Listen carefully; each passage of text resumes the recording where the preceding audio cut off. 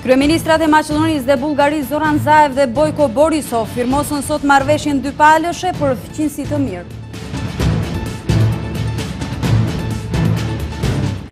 Qeveria nuk kalon ligjin për Shqipen në tentimin e parë. Lëvizja Besa kërkon përgjegjësi nga BDI-a dhe Alianca për shqiptarët.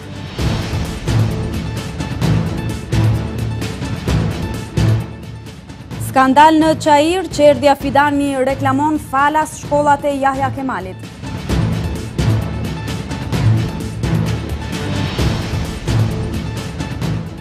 Deponia ilegale në afërsi të Haraçinës në Flak, komuna nuk pranon të prononcohet.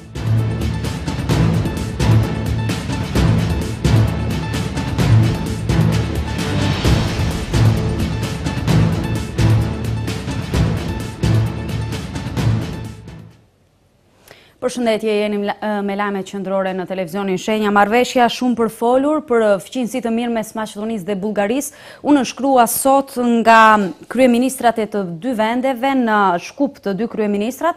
Zaev dhe Borisov e vlerësuan si historike këtë marrëveshje dhe thanë se presin sinjale pozitive nga Brukseli, por edhe fryte në praktik nga marrëveshja. Kryeministrat e Maqedonisë dhe Bullgarisë Zoran Zaev dhe Bojko Borisov firmosën sot në Shkup marrëveshjen bilaterale për fëqinjësi të mirë. Marrëveshja është vlerësuar si historike dhe si pozitive për ardhmërinë evropiane nga ana e kryeministrave të dyja vendeve. Ata vlerësuan se kjo marrëveshje, përveç se është në interes të dy palëve, dërgon edhe një porosi shumë të qartë dhe pozitive drejt BE-s. Kryeministri bullgar Bojko Borisov në deklaratën e përbashkët pas nënshkrimit të marrëveshjes tha se rezultatet e saj do të jenë shumë të dukshme pas disa viteve. Вие ще видите и сега реакцията в Европейския съюз след този договор. Do ta shihni reagimin e BE-s për këtë marrëveshje. Dy shtetet pandërmjetësues arritën marrëveshje për paqe. Shoqërimi dhe fëqinjësia janë më të rëndësishëm se gjithçka. Jo rastësisht tonë njerëzit se duke shikuar prapa do të rrëzohesh. Për këtë shkak kemi vendosur të shikojmë përpara. Rezultatet do t'i shihni për një kohë. Termi histori e përbashkët është termi i cili ofron perspektiva të përbashkëta dhe jo ndarje. Ndërkohë, kryeministri Zoran Zaev tha se kjo marrëveshje është sukses i përbashkët dhe se nënshkrimi i saj dëshmon se ku ka vullnet politik mund të zgjidhen çështjet e hapura politike. Ai ka vlerësuar se me këtë veprim Maqedonia dhe Bullgaria kanë treguar përgjegjësi ndaj qytetarëve dhe siguron thellim të bashkëpunimit në shumë fusha. Владата на Република Македонија се определи да води политики. Jemi përcaktuar që të udhëheqim politika që ofrojnë zgjidhje dhe jo probleme. Tek Bullgaria vërejtëm partner konstruktiv për të arritur këtë qëllim. Kjo miqësi e jona është shembull se si një çështje që ka frenuar për vite zhndërrohet në motor lëvizjes. Ky bashkëpunim do të ndihmojë në avancimin e infrastrukturës rrugore dhe gazifikuese të dy vendeve. Dërgimi i mesazheve për fëqinjësi është çështje e pjekurisë dhe për këtë shkak kjo marrëveshje është mesazh për BE-n dhe NATO-n se vendet kanë udhëtësi politike që ndërtojnë ura. Bullgaria nga sot është mik edhe më i madh dhe aleat drejt perspektivave euroatlantike. I pyetur se pse edhe Maqedonia dhe Bullgaria festojnë Ilindenin, Borisov tha se konfliktet mes vete nuk kontribuojnë për ardhmëri të mirë të vendeve. Защото празниците са общи. Përse të mos festojmë së bashku, të përleshemi atëherë nëse doni.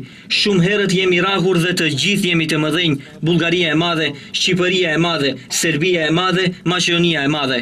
Me luftrat bëm që Ballkani të jetë vendi më i prapambetur në Evropë. Ne me kolegun dëshirojmë të ecim përpara dhe të arrijmë në nivelin e Gjermanisë, Austrisë, Holandës dhe Francës.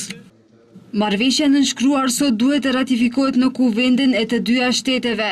Gjatë vizitës së sotme të delegacionit bullgar të udhëhequr nga kryeministri Borisov, janë nënshkruar po ashtu edhe dy memorandume bashkëpunimi mes ministrive të transportit të Bullgarisë dhe Maqedonisë për zhvillim të infrastrukturës hekurrëdhore, si dhe memorandum bashkëpunimi për gaz natyror mes ministres bullgare të energjetikës dhe ministrit të ekonomisë së Maqedonisë. Delegacioni i lartë shtetëror bullgar i udhëhequr nga kryeministri Bojko Borisov është pritur sot në takime dhe nga kryeparlamentari Talat Xhaferi.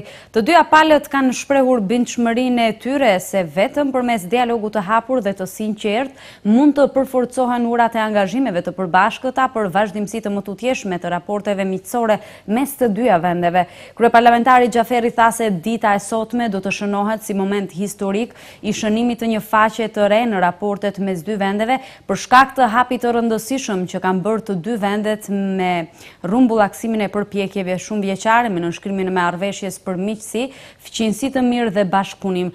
Ndërkohë Borisov ka thënë se prioriteti i vendit të tij është antarësimi sa më i shpejtë i Maqedonisë në BE dhe NATO, si dhe përmirësimi i infrastrukturës së korridorit 8 i cili lidh dy shtetet. Në kuadër të vizitës dyditore në Maqedoni, delegacioni bullgar realizoi takime edhe me presidentin e vendit Gjorge Ivanov.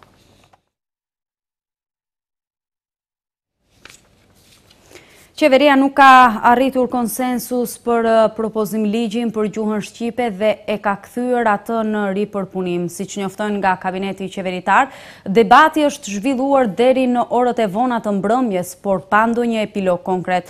Në ndonjë prej mbledhjeve të ardhshme të qeverisë, propozim ligji do të rikthehet dhe do të definohen kompetencat që burojnë nga ligji, duke marrë parasysh se do të formohen dy organe të reja që do të kontrollojnë zbatimin e ligjit të gjuhëve.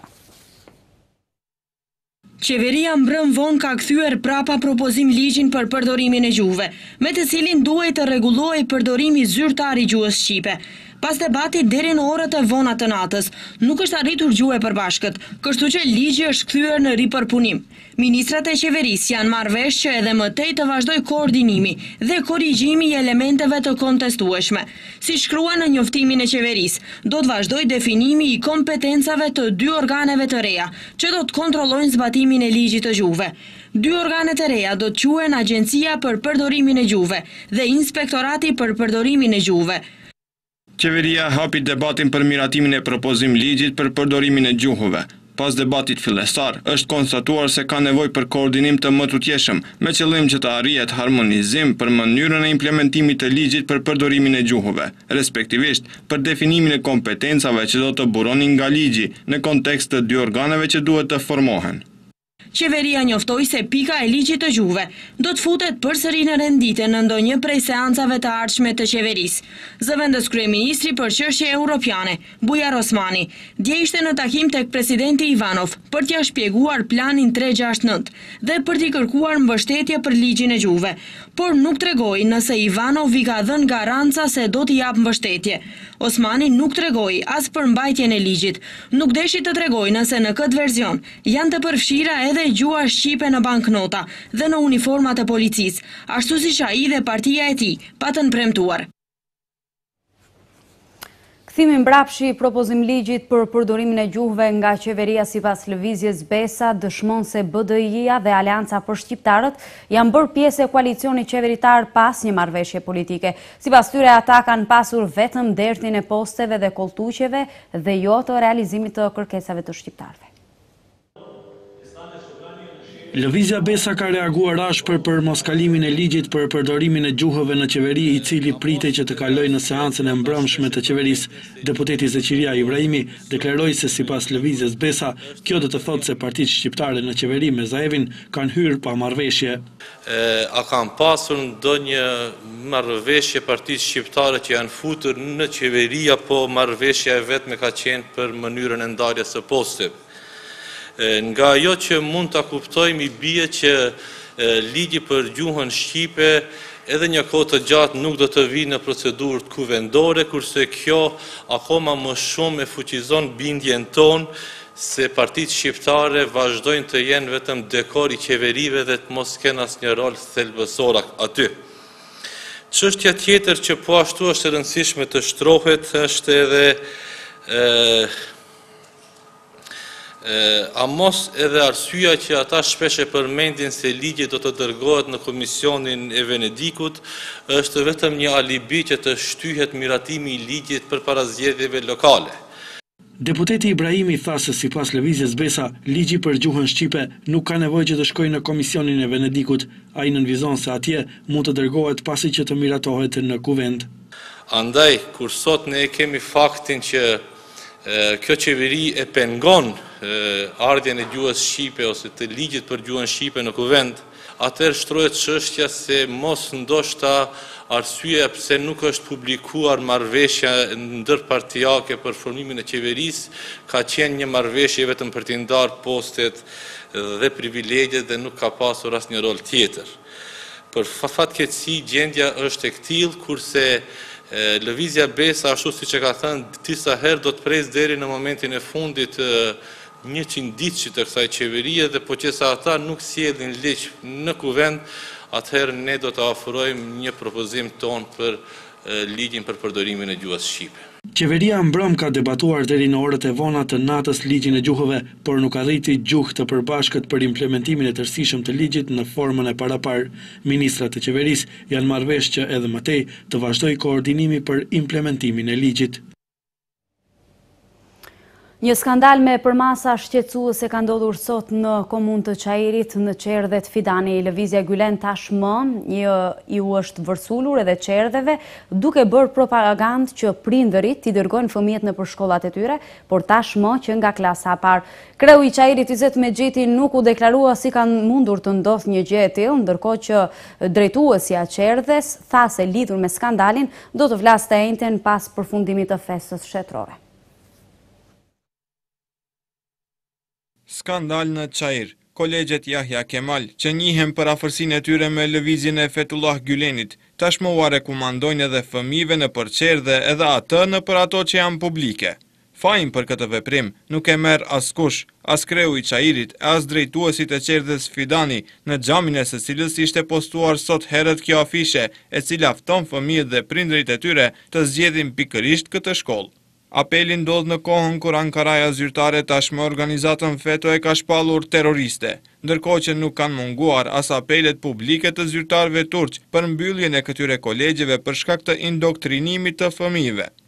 Në dy hymjet kryesore të Çerdhes Fidani këtu në Çerçang, qëndron reklama e kolegjit Yahya Kemal, një institucion privat i cili reklamohet si duket falas në institucionet publike. Në Çerdhen që ndodhet në rrugën Cvetan Dimov në Çajir, afishet dhe materiali propagandues qëndron në të njëjtën mënyrë siç qëndrojnë edhe njoftimet zyrtare. Televizioni Shenja kontaktoi drejt për drejt kryetarin e komunës së Çajirit, Izet Mexhiti, e pyetëm se si ka lejuar ai një gjë të tillë të ndodhë në territorin e Çajirit. Përgjigjja e tij ishte se përgjegjësia për këtë bie mbi udhëheqësinë e Çerdhes Fidani. Ju drejtuam edhe Rabie Lokut, drejtoreshe kësaj çerdhjeje. Edhe atë e pyetëm se si e kanë lejuar një skandal të këtillë. Ajo arsyetua se nuk ishte e gatshme që të prononcohet sot, por premtoi se do të deklarohet të njëjtën. Ndërkohë, të pyetur për reklamimin e institucioneve private nëpër institucionet publike, nga Ministria e Punës dhe Politikës Sociale, thonë se materialet propaganduese nuk i shkelin normat ligjore. Çështja e kolegjeve turke të drejtuara nga organizata FETÖ në gjitha hapësirat shqiptare dhe në nivel global ka filluar të trajtohet me kujdes të veçantë pas tentimit të grushtetit të vitit 2016. Siç dihet, tashmë prej disa muajsh gjyqësori në Turqi ka akuzuar kreun e FETÖ-s, Fethullah Gülen, për tentim grushteti në të cilin u vran 250 civil dhe mbi 2000 të tjerë u plagosën rënd. Pas debatit në Komisionin Parlamentar, propozim rishikimi buxhetit prej sot ju nënshtrua shqyrtimit edhe në seancë plenare të kuvendit. Opozita maqedonase vazhdon të kundërshtojë rishikimin e propozuar, duke thënë se po shkurtohen projektet kapitale me qëllim të ndarjes së mjeteve për punësime partijake. Por nga qeveria thonë se rishikimi buxhetit është real dhe i bazuar në rritjen e projektuar të bruto prodhimit vendor. Rishikimi i buxhetit i propozuar nga qeveria hyri në diskutim në seancë plenare. Deputetët e pushtetit të opozitës maqedonase përplasën sërish argumentet dhe kundërargumentet e tyre. Sipas ministrit të financave Dragan Tevdovski, ky rishikim është reformues dhe bazohet në projektimin e rritjes së bruto prodhimit vendor prej 2.2%. rebalansos në buxhetot se temeli... Rishikimi bazohet në projektim të jetë konservativ të rritjes së bruto prodhimit vendor real prej 2.2% në vitin 2017 për kundër të gjitha parashikimeve të institucioneve vendore dhe ndërkombëtare, Bankës Popullore prej 2.5%, Bankës Botërore prej 2.8% ose Komisionit Evropian prej 2.9%. Me këtë e dëshmojmë qëllimin ton që të ndërpresim projektimin makroekonomik të jetë optimist si bazë për planifikim të jetë lartë të hyrave dhe të dalave. Ministri Tevdovski tha se qëllimi i tyre është që buxheti të jetë real dhe i realizueshëm, por nga VMRO dhe PMN-ja opozitare e kundërshtuan ministrin Tevdovski dhe thanë që qëllimi i rishikimit të buxhetit është ndërprerja e projekteve reale dhe dedikimi i mjeteve për punësimet partijake. Ata shpalosën transparente ku shkruhet po shkurtohet prej Maqedonisë, madje deputetja Liliana Kuzmanovska potencoi se në llogaritë të shkurtimeve ka rritje të pagave. Shkurtohet nga qytetarët e Maqedonisë. Në llogaritë të kësaj kemi rritje të rrogave të nderuar qytetar, të rrogave për strehimin e antarëve partijak dhe ata të Agjencisë për kundër zbulim, Komisionit për mbrojtjen e konkurrencës dhe institucioneve të tjera.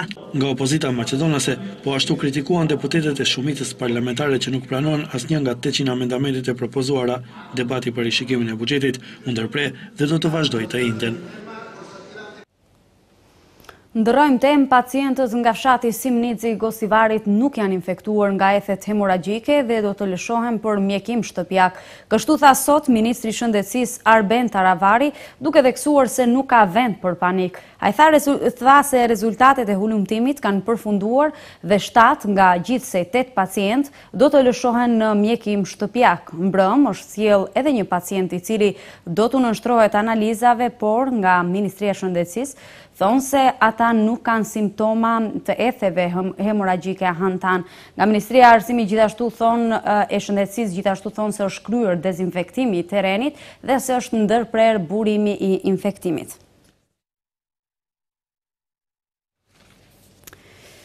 Deponisë ilegale në afërsi të Haraqinës mbrëmi është vënë zjarri, tymi dhe kundërmimi po ngulfasin banorët e rrethinës, ndërkohë që autoritetet komunale nuk deshën të përgjigjen për këtë problem. Personat të panjohura kanë vënë zjarrin mbrëm mbeturinave në deponinë ilegale në afërsi të fshatit Haraqin. Tymi dhe kundërmimi kanë ngulfatur banorët mbrëm dhe mëngjesin e sotëm. Me qenë se është bërë do të thotë grumbullimi i mjaftueshëm i mbeturinave, janë marrë iniciativa të tilla për t'u kallur mbeturinat, për t'u hedhur një zjarr, nga ku mund shihni edhe nga pamjet se vërtet një gjendje e keqe ka shkaktuar do të thotë traumë tek qytetarët, me qenë se atyre nuk ju lejohet që të marrin frymë lirshëm. Zjarri që ka kapluar këtë vend nga dita e djeshme ka sjellur edhe pasojat, ku rreth hapësirës ka shkrumbuar gjelbërimin. Banorët e ndjejnë rrezikun që u kanoset nga mospërgjegjësia e komunës dhe thonë se po mbyten nga ajri i ndotur dhe papastërtia që i rrethon. Por këto gjubrat na mjetën këtë. Piqerës sun kalojmë kësaj rrugës, komuna s'ka kur gjë nuk kontrollon për gjubrat. Beturinat këtë këshillet ne pinë në botë. Mes muaj me këtë të kemi. Ekipi i televizionit Shenja kërkoi prononcim nga kryetari i komunës së Haraqinës Brahim Ajvazi, por ai ishte i paarritshëm. Nuk përgjigjej as në telefonatat e ekipit ton, ndërsa edhe pse kërkuam në godinën e komunës, nuk arritëm të marrim deklarat prej tij. Trupi koordinues operativ për mbrojtje të pyjeve nga zjarret në seancën e sotme në qendrën për menaxhim me kriza po e shqyrton në gjendjen momentale me zjarret në rajonin e komunës së Makedonski Brodit dhe solli konkluzion me të cilin propozohet që qeveria përmes Komiteti drejtues të fillojë aktivitete për të kërkuar ndihmë ndërkombëtare nga vendet e huaja për mbështetje nga ajri. Trupi koordinues operativ për mbrojtje të pyjeve nga zjarret pas shqyrtimit të gjendjeve dhe mundësive të resurseve dhe terrenit të pakalueshëm, propozon përmes Komitetit drejtues Qeveria e Republikës së Maqedonisë të fillojë aktivitete për të kërkuar ndihmë ndërkombëtare nga vendet e huaja për mbështetje nga ajri në bazë bilaterale, thuhet në kumtesën e QMK-s. Trupi koordinues operativ shtohet në pajtueshmëritë së dhënave dhe informatave disponuese, konkludoi se me zjarret në rajonin e Makedonski Brodit me sukses ballafaqohen në kuptim të mbrojtjes së vendbanimeve, por që nevojitet angazhimi mëtejshëm të resurseve të subjektive të disponueshme. Nga Qendra për Menaxhim me Kriza informojnë se trupi koordinues operative ka shpërndar rekomandimin e grupit për vlerësim dhe ka marrë obligime për ndërmarrje të masave nga ana e institucioneve për ngritje të zgjuarsisë për shkak të uljes së, siç thon, shkaktimit të pavetëdijshëm dhe të paqëllimshëm të zjarreve me theks të veçantë për festën në vijim.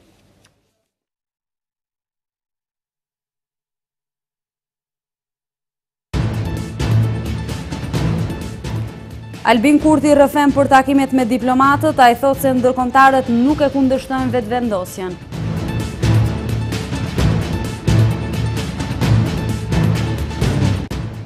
Provokojnë sërish fanatikët hebrejnë, hynë në oborrin e kompleksit Al-Aqsa në mbrojtjen e policisë izraelite.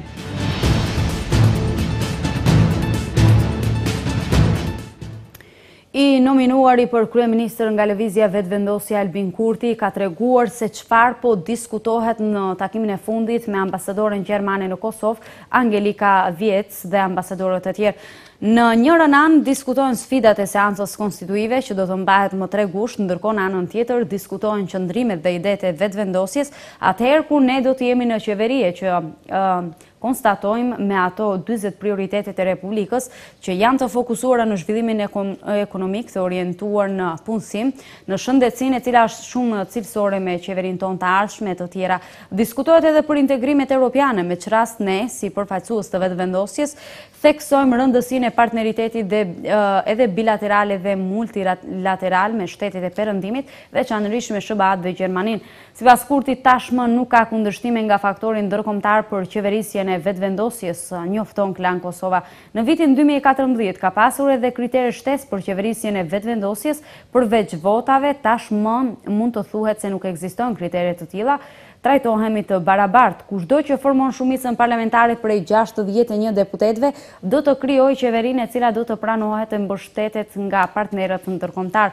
Nuk ka më kundërshtim për qeverisjen e vetëvendosjes, por ne e dimë se në bazë të vendimit të gjykatës kushtetuese nga vera 2014 i pari për këtë ka të drejtë i nominuari i panit.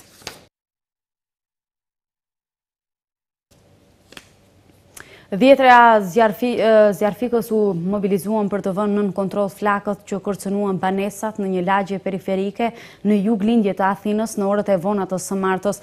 Më shumë se 70 zjarfikës dhe 30 automjete të asistuara nga helikopter luftuan për orë të tëra kundër zjarrit në periferinë e Kalvia, rreth 35 km në juglindje të Athinës. Flakët u shpërhapën me shpejtësi përmes kodrave, duke djegur pemën dhe shkurret e duke ju afruar banesave. Era fort që ka përfshirë vendin ja vështirësoi edhe më shumë punën zjarfikësve duke që u vunë në garë me kohën për të shuar flakët para rënies së natës. Autoritetet thanë se puna do të vazhdonte edhe gjatë natës, pasi erërat nuk pritet të qetësohen dhe ekziston frika se flakët do të përhapen edhe më tej. Qarkullimi në rrugët rreth zonës është ndaluar. Greqia preket shpesh nga erërat e forta dhe temperaturat e larta gjatë verës, ndërthurje kjo që shkakton zjarret.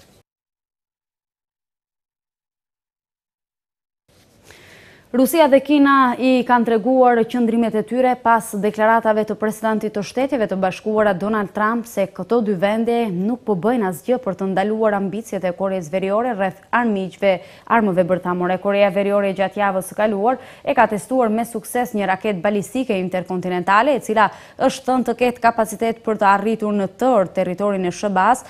Andaj presidenti Trump përmes Twitterit ka thënë se është shumë i zhgënjur me Kinën që nuk po bën asgjë për të ndihmuar SBA-n që ta ndëshkojë Penjanin. Ne këto i shohim si përpjekje të paarsyeshme nga ana e SBA-s dhe një numri të shteteve të tjera të cilat pothuajse fajsojnë Moskën dhe Pekinin për ambicjet bërthamore të Penjanit, ka thënë Ministria e Jashtme e Rusisë. Sipas kësaj ministrie ka qenë Federata Ruse dhe Republika Popullore e Kinës, që kanë krijuar një hartë të përbashkët e cila përjashton çdo përdorim të forcës ose kërcënim për përdorimin e saj dhe parashikon një zgjidhje gjithëpërfshirëse për të të gjitha problemet e gatishullit korean, duke përfshirë problemin bërthamor përmes metodave diplomatike. Kjo ministri u ka bërë thirrje të gjitha palëve që të rifillojnë menjëherë dialogun. Kina po ashtu ka reaguar ndaj akuzave të SBA-s, duke thënë se Washingtoni dhe Penjani e mbajnë përgjegjësinë kryesore për përshkallëzimin e tillë të tensioneve. Sipas ambasadorit kinez në OKB, Lui Jie, të dyja këto vende i kanë injoruar thirrjet e Këshillit të Sigurimit të OKB-s për të tejkaluar tensionet dhe për të nisur negociata të reja sipas propozimeve të Pekinit dhe Moskës.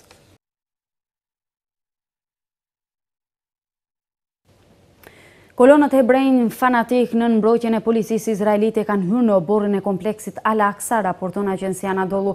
Në një deklaratë për agjencinë Anadolu, zëdhënësi i administratës vakëfeve islame në Jeruzalem, Firas Dips, thot se që nga orët e mëngjesit e deri më tani 10 kolonë hebrejnë kanë hyrë në oborrin e Al-Aqsas nga dera Megaribe në mbrojtjen e policisë izraelite. Në anën tjetër, policia izraelite njofton se me rastin e ditës së Zis, Tisha Bajf, ku përkujtohet shkatrimi i tempullit të Solomonit, kanë rritur masat e sigurisë së Jeruzalemit lindor, i cili ndodhet nën pushtim dhe në qytetin e vjetër, sidomos pjesa ku ndodhet Al-Aqsa, qeveria izraelite, përkundër kundërshtimeve të administratës Haremi Sherifit dhe të palestinezëve që nga viti 2003 deri më sot, po i mbyll sytë ndaj shkeljeve të grupeve të kolonëve izraelit në Al-Aqsa.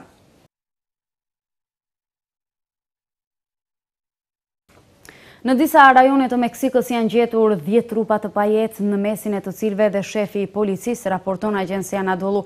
Siç kanë njoftuar nga prokuroria, shefi i gardës policore të Celaya, Santos Gjeres Rosha dhe bodyguardi i tij në orët e mbrëmjes janë gjetur të vdekur në periferi të qytetit Salamanca. Lidhur me këtë rast janë ngritur hetime. Zyrtarja e prokurorisë së shtetit federal Laura Edith Ortega deklaroi se 4 antarë të familjes, gjithësisht prindrit dhe 2 fëmijët janë gjetur të vdekur në shtëpinë afër qytetit Abasolo, teksa 5 trupa të pajet janë gjetur jashtë shtëpisë. Ortega shtoi se 2 fëmijët e tjerë të kësaj familje kanë qenë të pranishëm, por nuk janë dëmtuar. Në qytet janë gjetur edhe 2 trupa të pajet të adoleshentëve, ndërsa po hetohet nëse rastet janë të ndërlidhura.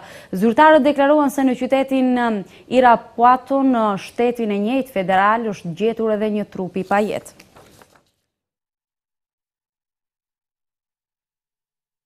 Këtu shikues të nderuar, kemi përfunduar me lajmet e sportit për sonde. Ju falenderoj për vëmendjen, bashkë mirupafshim. Shikues të nderuar, kaq për këtë edicion, rishihemi në edicionin e radhës, deri atëherë mirëmbëjtje.